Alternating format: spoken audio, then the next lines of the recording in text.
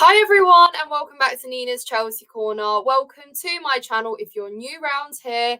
I hope you're all having a good day and are looking forward to this weekend as we will play Newcastle away at St James's Park. If you didn't catch our last video, I did an episode with Kev for On the Bench with Nina. Be sure to check that out, guys, on my channel. But we thought we might switch it up till we still don't have Premier League football and talk about our women's team who have been absolutely bossing it, carrying our club when the men were disappointing us time and time again last season.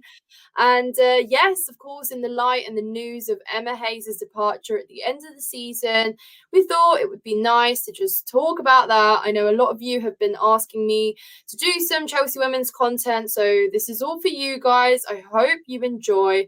But as you can see, I'm joined by Kev from Chelsea Fan TV. Hi, Hello. Kev. How are you doing? I'm doing great. I'm doing great.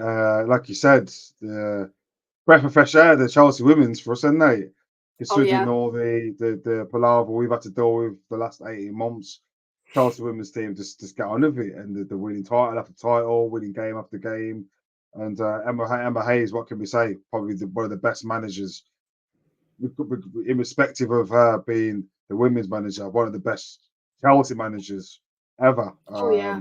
And she's an absolute legend for this club. Absolutely. Yeah.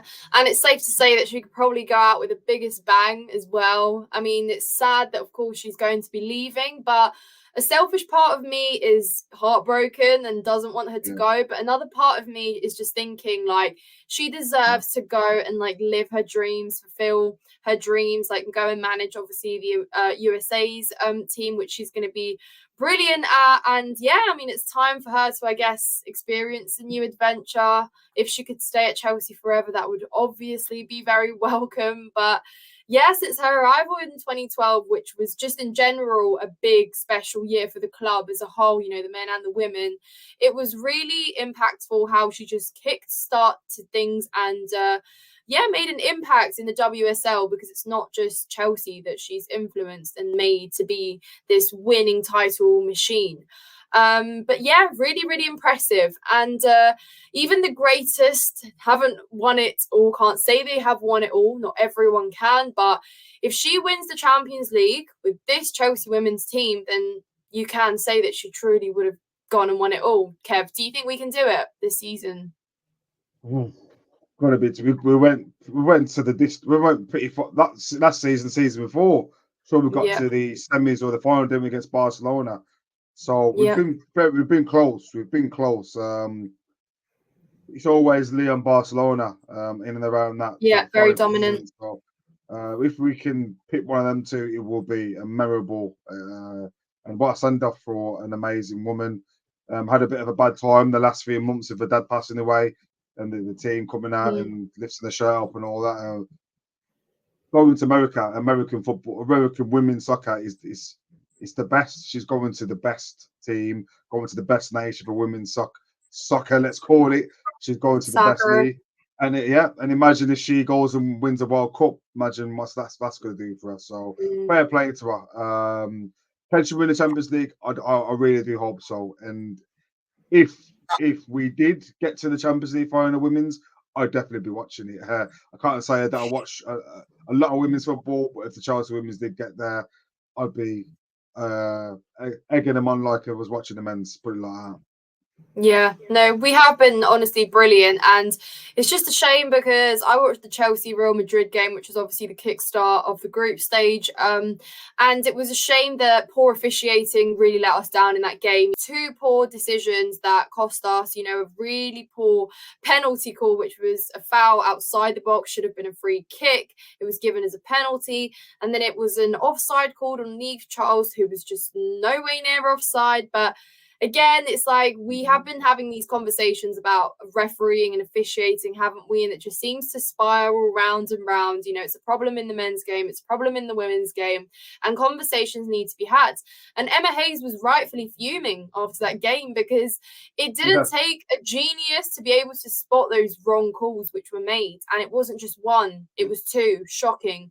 And really, it is in these big games where it can be costly because at the end of the day, if you win those points, you know, you're going sort of top of that table. Yes, it's early, obviously days. We've still got to play the other teams in our group, but still, it does really just put things into perspective, isn't it? That things like that can really cost you. And Mm, yeah, I mean, Real Madrid, obviously a good team. Like, they've got some World Cup winners, obviously, in that yeah, team. But it is still a shame to see that poor officiating could be costly. But like I said, I think we've got enough quality in our team. We've got world-class players that really can get far in this tournament. And I think it will just be extra sort of meaningful that it will be Emma Hayes' last season and we'll want to yeah. go all the way and win what we haven't won.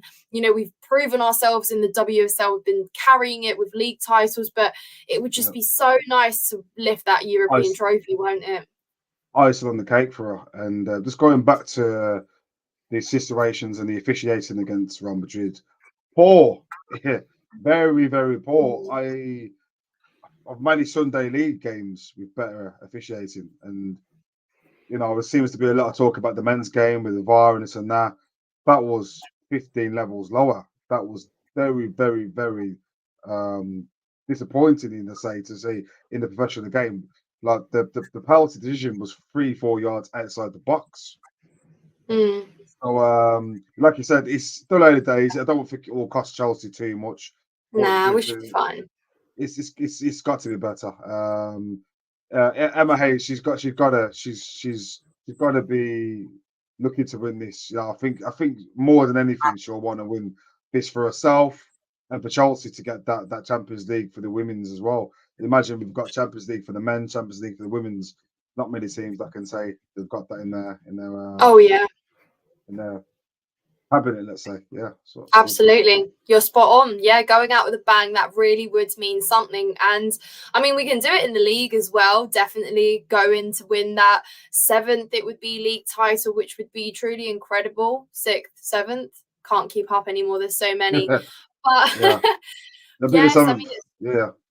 it's truly remarkable. And, you know, we do ask the question sort of what next after Emma leaves, but I think that wouldn't be something that troubles us too much because what Emma's going to leave behind for whoever takes over is going to be one well put together team that can score you goals, can work as a collective, that have built these solid relationships on the pitch. You know, they've been playing alongside each other and we've got world class players. I mean, we saw it at the weekends. Lauren Wow. James, I mean, she's obviously going to be Patrick. a standout when we have these conversations. But yeah, 5-1 against Liverpool, bagged herself a Mm, hat trick. And I mean, just watching her, Kev, like the technical ability that she has with the ball on her feet, she's so mm. quick and she makes it look so effortless. Sometimes, you know, you Uh, watch her and yeah, per, personally, I don't think it's a long time until we do see a woman break into the men's game.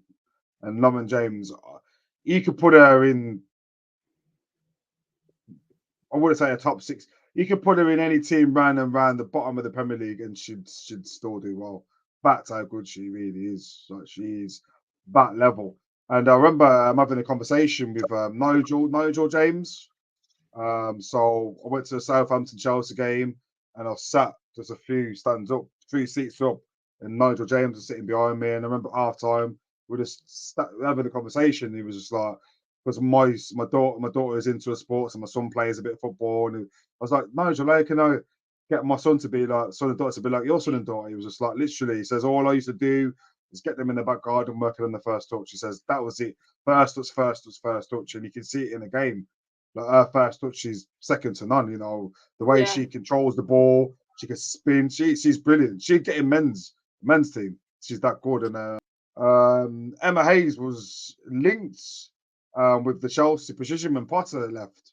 So I don't think it's long until we start seeing the women's probably coming into the men's game. And why not?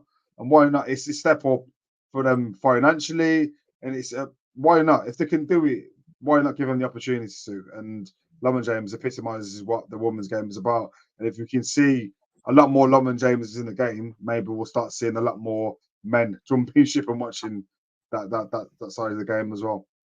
Yeah, I mean, how lucky are we to have the James brother and sister playing for our club? Like, it's just Unbelievable. insane Yeah. how Yeah. remarkable it is, and their like love and passion for the club is just so it's so obvious. Like, you rarely see players be that passionate about the club they play for to a level where, they picture themselves being there for years and years to come, and they play, and it shows that they want to be on the pitch every single time, just delivering, helping their team. So yeah, I mean, we are blessed, and you're right, it is sort of coming a longer way. And if we're speaking about broken records as well, obviously another one of our own, Sophie Ingle, she broke a record herself. She got a record appearance of WSL appearances, record breaking number. I think, if I'm not wrong, 184 or something of that sort, which again, it's just great to see, not just one of our own, but just a woman in the game getting a record like that, and it being recognized for what it is. And it's quite special.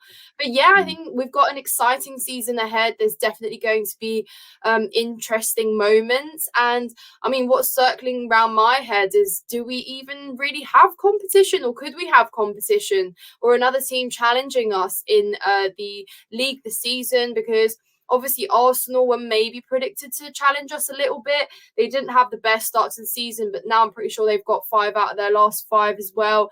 Obviously, they've got some key players coming in, like Meads back from injury. Obviously, Leah Williamson is training as well. So fans are going to be keen on her return too. And I mean, it would just be interesting to see, because Man City, again, they've been picking up some points. They had a few rocky games here and there. Beat Man U 3-1 the weekend. Beat Manchester United 3-1 at the weekend. Exactly. They think they went 1-0 up, Man United, with a penalty, but then Man City came straight back in. And I mean, we love to see that competition. We love to see that it can go sort of either way now as well, and it just makes it a little bit more interesting, definitely. But Chelsea, again, just coming out with some crazy score lines. We saw 6-0, 5-1. Our goal difference is already in the double digits. It's already soaring up to near 20, which, it just goes to show how much quality we have in the pitch in front of goal. And the thing is as well, the girls absolutely love Emma Hayes. And like I said, just shortly, her dad died, and they all scored, and they had the top for her, and it was emotional moment. Emma Hayes was full of tears, obviously, for her old man. But you can see they absolutely love her, and you can see the playing. That's what you want. Even when the chips are down, you play for your manager, and that team plays for them, plays for Emma Hayes.